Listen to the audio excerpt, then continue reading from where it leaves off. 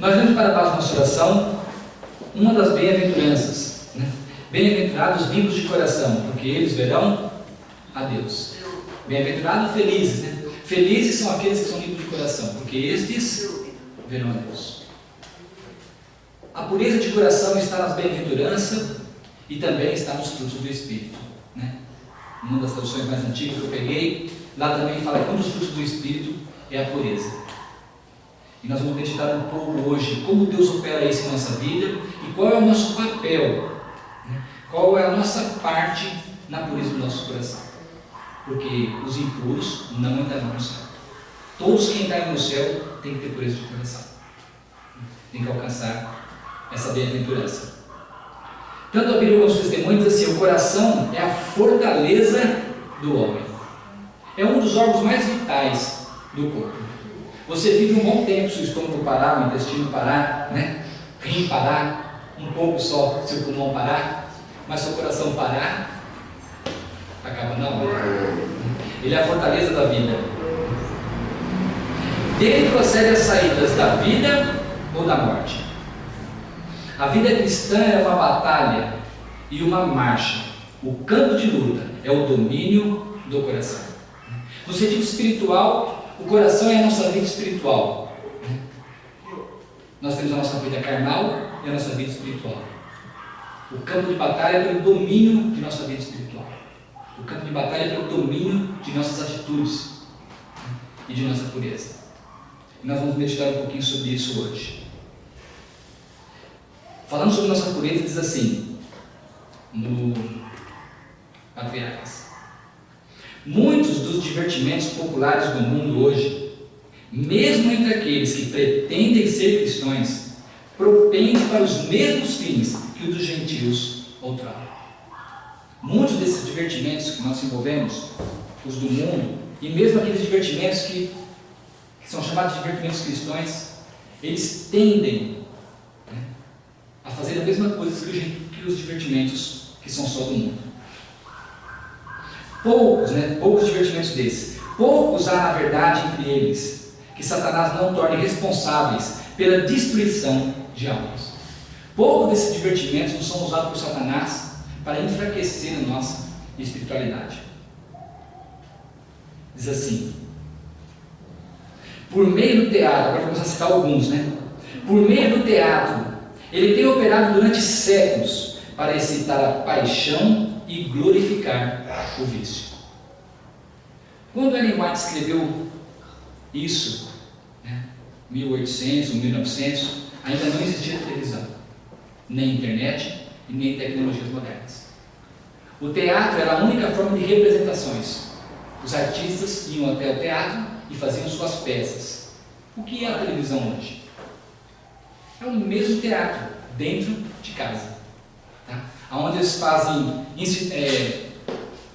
peças teatrais, né? Imaginam situações e fazem peças teatrais.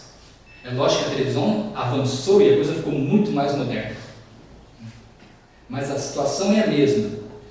Então ela fala, Satanás, por meio de teatro, ele tem operado durante séculos para excitar a paixão e glorificar o vício. A ópera, com sua fascinadora ostentação e música sedutora. O baile de máscaras, né? Essas festas, né? Baile de máscaras, a dança e o jogo. Então, o teatro, que hoje é a televisão e todas as formas de assistir, né? O baile de máscaras, locais de música e o jogo e a dança, Satanás emprega para derribar as barreiras do princípio e abrir a porta para a satisfação sensual. O que nós vemos no mundo hoje? Hoje a sensualidade, o sexo se tornou Deus. Até os brinquedos de criança, bonecas antigamente eram inocentes até na sua forma de fabricação. Hoje até as bonecas têm corpo e incita a sensualidade. Mas todos esses meios Satanás usa para derrubar nossos princípios. Irmãos, os irmãos observam, vou citar um princípio, mas são vários. Um princípio nosso, nós temos o princípio de não olhar para pornografia, não é isso? Cristão não olha pornografia, é um princípio nosso. Mas quando a gente assiste um filme, várias vezes, em pequenas cenas, não filmes tão ruins assim, mas várias vezes, mesmo em filmes religiosos, várias vezes tem cena de pornografia. Então ele devagarinho vai quebrando os nossos princípios. Mesmo na internet, você está mexendo na internet, várias vezes baixa, né? Entra alguma coisa de pornografia. Então ele vai, de forma sutil, quebrando, isso eu estou citando um dos princípios. Ele quebra os princípios e abre a porta para a satisfação sensual. Em todo ajuntamento, onde é alimentado o orgulho e satisfeito o apetite, onde a pessoa é levada a se esquecer de Deus e perder de vista os interesses eternos, está Satanás, atando suas correntes em redor da alma. Quando eu estava na faculdade, em 1994, a internet ainda era só pessoas muito bem de vida que tinham internet e empresas. Ainda era muito pouco. As pessoas tinham um computador em casa, mas para trabalhos, né? Ainda, a internet não tinha entrado ainda na população. Poucas pessoas tinham internet. Meu primeiro contato com a internet foi na universidade. Naquela época estava uma euforia, todo mundo falava da internet, a perspectiva de comprar as coisas tudo em casa, estava uma euforia mesmo, se falava muito na internet. E tinha um músico, eu lembro dele da fisionomia, mas não lembro do nome, um músico dessas bandas famosas do Brasil, ele estava num programa de televisão e eu estava assistindo, e aí entrou o assunto da internet, começaram a falar da internet, o apresentador começou a falar da internet, né? E esse músico então, porque ele tinha muito contato com os Estados Unidos, lá a internet chegou primeiro, esse músico então quando chegou a vez dele fazer um comentário, ele falou: a internet é uma lata de lixo. E na época o pessoal assustou, porque vocês vão ver que a internet é uma lata de lixo, porque é na realidade. Hoje eu diria um pouco mais, é uma lata de lixo radioativo. Muitas vezes você abre o lixo, ou você vai a algum lugar e vê um lixo, e você fica olhando se tem alguma coisa de valor, né? Alguma coisa que jogaram fora que ainda pode ser usada. Isso é a internet. A gente abre e fica procurando alguma coisa que pode ser usada, mas entra em contato com um monte de lixo. Todo esse lixo que a gente entra em contato, toda a imagem que você vê, entra na sua mente. E por isso que vai contaminando nossa mente. E ficamos ao contrário do que Deus fala, pureza de coração. Televisão, internet, esses meios todos, dança, jogos, né? Essas peças mundanas, tudo isso vai contaminando nossa mente. Às vezes as pessoas perguntam: mas é errado assistir? É errado eu ir? É errado? É pecado eu fazer isso? Não, o problema não está no pecado, pode chegar a pecar lá. Mas o problema não está no pecado, o problema está que vai contaminando a mente da pessoa. Tudo que não vem de Deus, irmãos, só tem dois caminhos: ou vem de Deus ou é de Satanás. E Satanás vai trabalhando devagar, diz assim, todo pensamento impuro contamina a alma, enfraquece o senso moral e tende a apagar as impressões do Espírito Santo. Todo pensamento impuro que vem na mente, ele contamina a nossa alma, contamina a nossa questão moral, enfraquece a nossa espiritualidade e apaga as impressões, né? Todas as vezes que o Espírito Santo nos impressiona com alguma coisa, ele vai apagando as impressões do Espírito Santo. Os irmãos podem fazer uma experiência pessoal com isso. Quando os irmãos assistirem um filme não religioso, não um bom filme, mas um filme de luta, no meu tempo falava do Rambo, não sei quem são hoje os grandes nomes dos filmes, mas quando os irmãos assistirem um filme de ação, como Cassino, qualquer filme, não importa, qualquer filme de ação, quando terminar o filme, assistir um filme bonito de ação, quando terminar, faça a pergunta para si mesmo: a minha espiritualidade está melhor agora do que quando começou o filme? Faça essa pergunta para os irmãos mesmo, porque aquele lixo todo vai entrando na mente, vai ocupando espaço e vai apagando a nossa espiritualidade. Diz assim: todo pensamento impuro contamina a alma, enfraquece o senso moral e tende a apagar as expressões do Espírito Santo. Diminui a visão espiritual, de modo que os homens não podem ver Deus. Nós vimos que bem-aventurado, feliz aqueles que são limpos de coração, porque eles verão a Deus. E aqui é o contrário. A gente contamina nossa mente, fica com a mente contaminada, e nós não podemos ver a Deus. Não é Deus que segue os homens, ou eles endurecem o coração. Não é Deus, irmãos. Não é Deus que segue a nós e endurece o coração. Envia-lhe luz para lhes corrigir os erros e guiá-los por caminho seguros. Deus envia a luz para nos orientar o que nós devemos fazer. para andar por caminhos seguros. É pela rejeição dessa luz que os olhos cegam e o coração se endurece. Conforme a gente vai rejeitando a luz, que luz? Conselhos, né? Mandamentos, ensino.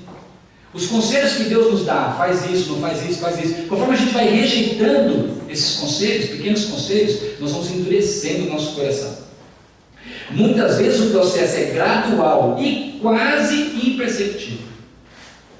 O processo é gradual e Satanás sabe trabalhar, tem muita experiência. Ele vai quebrando nossos princípios de uma forma imperceptível e vai nos esfriando espiritualmente.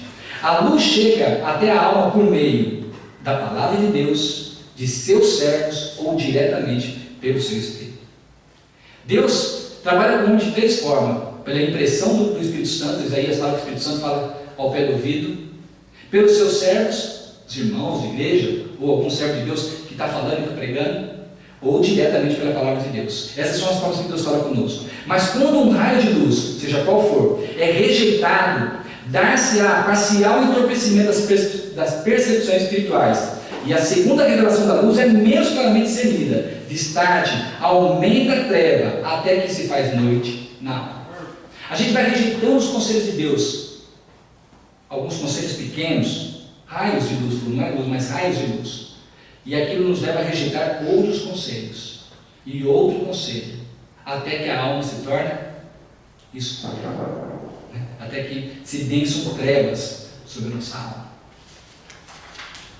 Diz assim: resistir os homens ao Espírito tornam-se desatentos ou negligentes para com a palavra de Deus. A primeira coisa que fazem isso é nos tornar desatentos ou até negligentes com a palavra de Deus.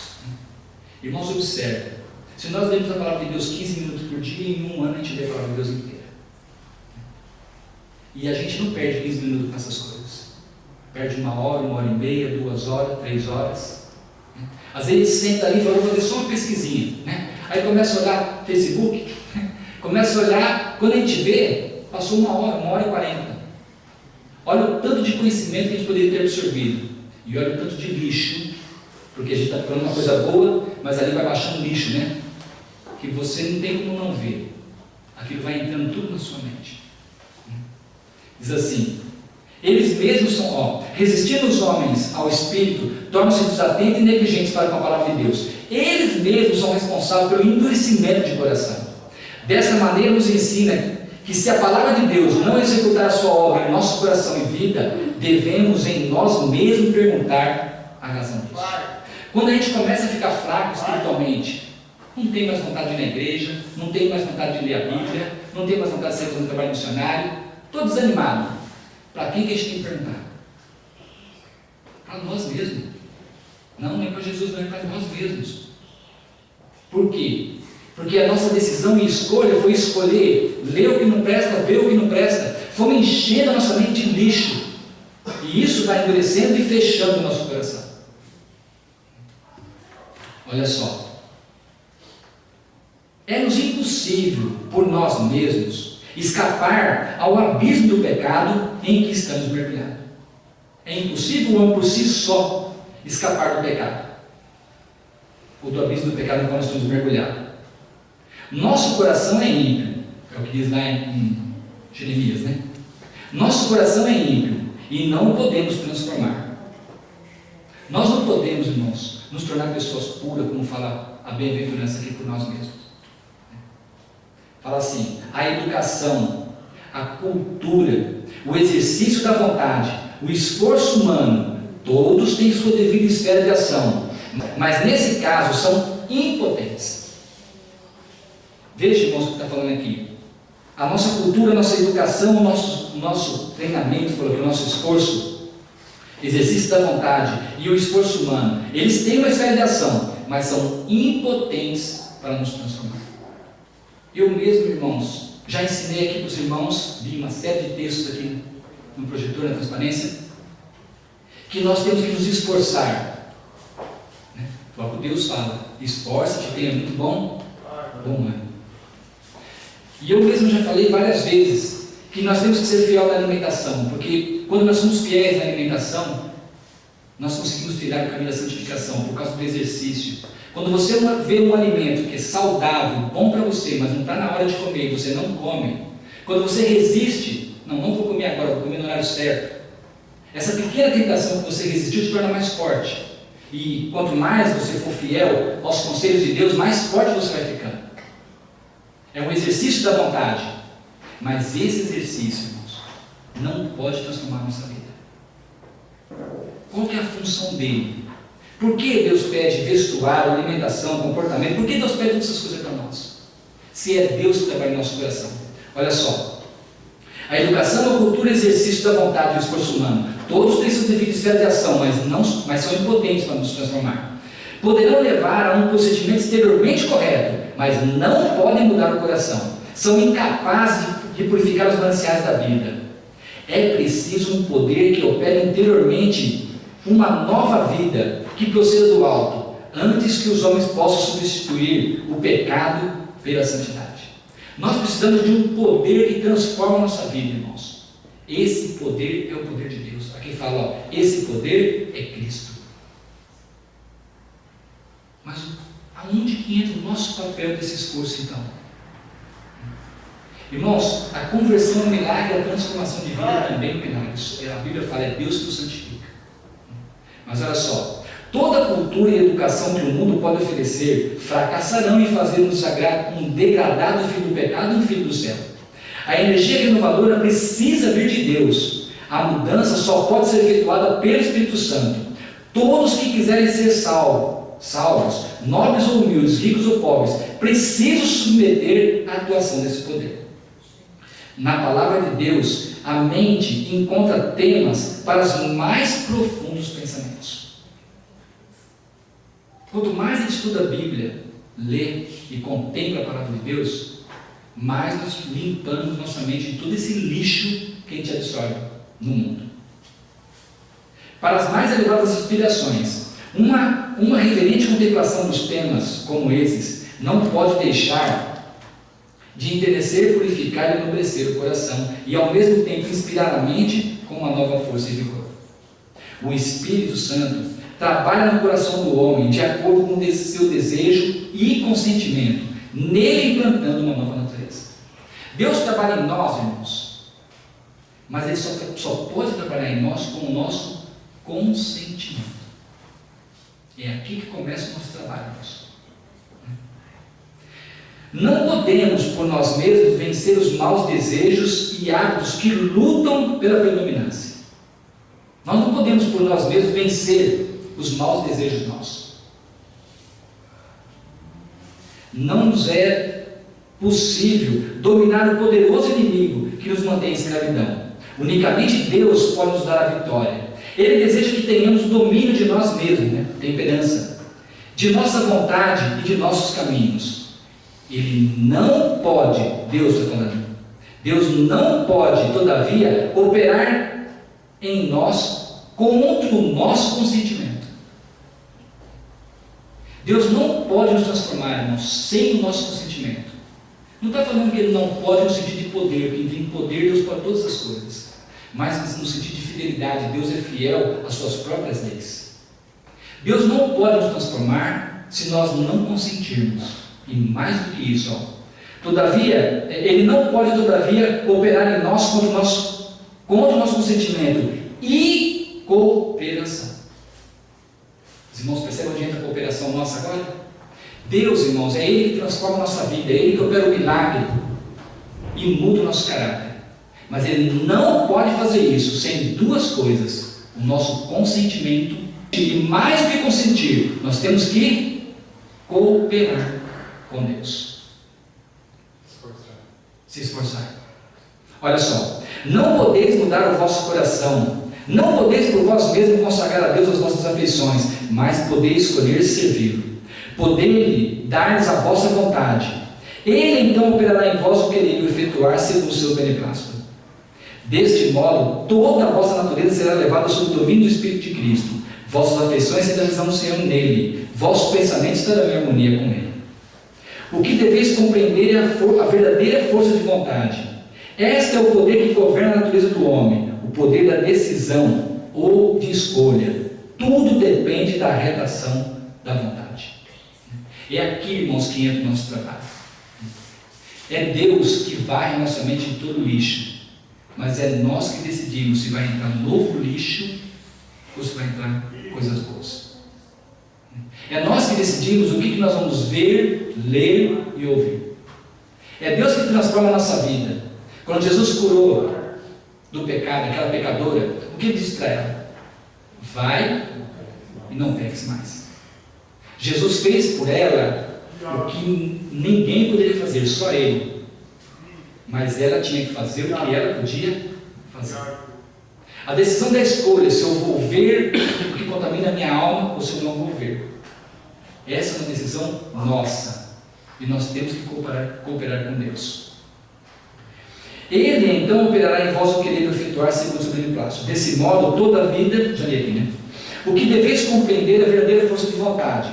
Este é o poder que governa a natureza do homem, o poder da decisão ou da escolha. Tudo depende da redação da vontade.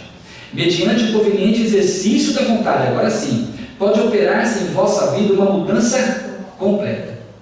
Mediante o exercício da vontade, pode operar uma mudança completa. Não é a vontade que muda, irmãos. Olha a continuação do texto. Entregando a Cristo o vosso querer, aliai-vos com o poder que está acima de todos os principados e potestades. Tereis força do alto para estar firmes, e assim pela constante entrega a Deus, serem habilitados a viver uma nova vida, a vida da fé.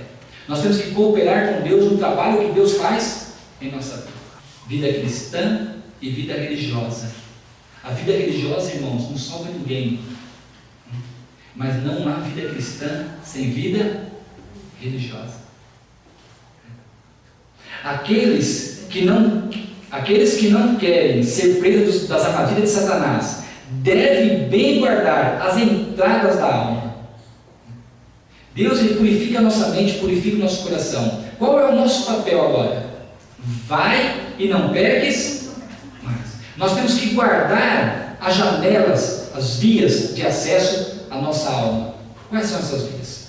O olho, o toque, o cheiro, o ouvido. Tudo isso são as janelas que atingem a nossa mente. Eu preciso decidir o que eu vou deixar entrar e o que eu não vou deixar entrar. Olha só.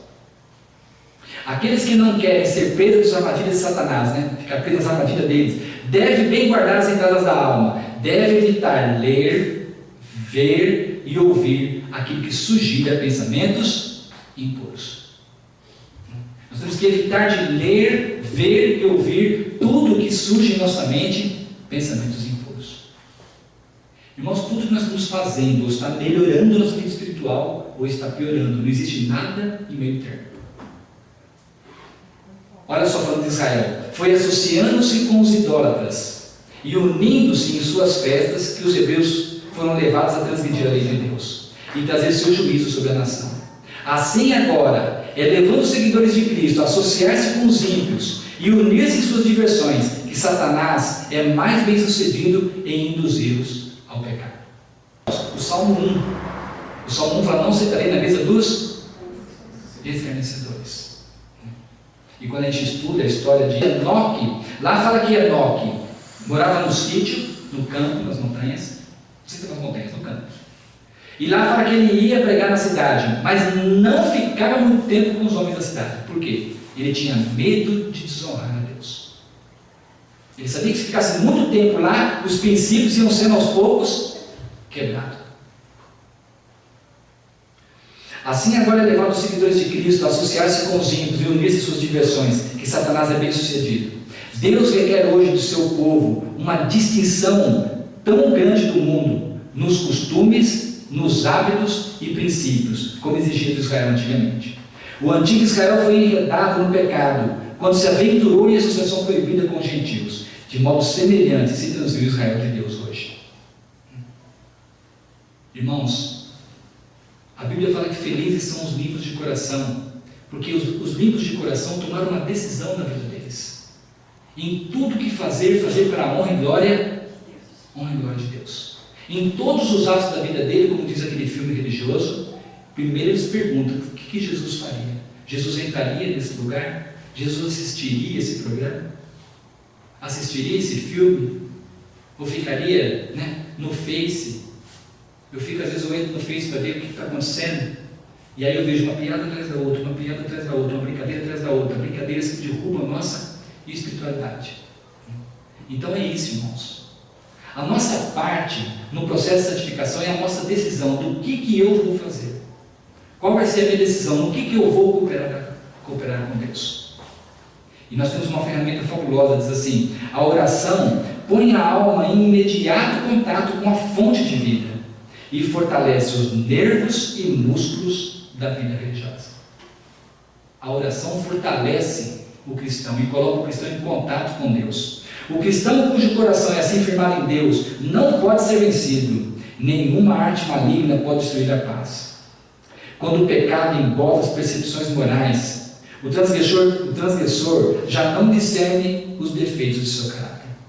Quando o pecado vai embotando, a pessoa já não percebe os seus defeitos, nem reconhece a enormidade do mal que cometeu, e a menos que se renda ao poder persuasivo do Espírito Santo, permanece em parcial cegueira quanto aos seus pecados. Suas confissões não são sinceras e ferventes, e a cada reconhecimento do seu pecado acrescenta uma desculpa em justificação do seu procedimento, declarando que se não fosse certas circunstâncias não teria praticado este ou aquele ato pelo qual está sendo reprovado.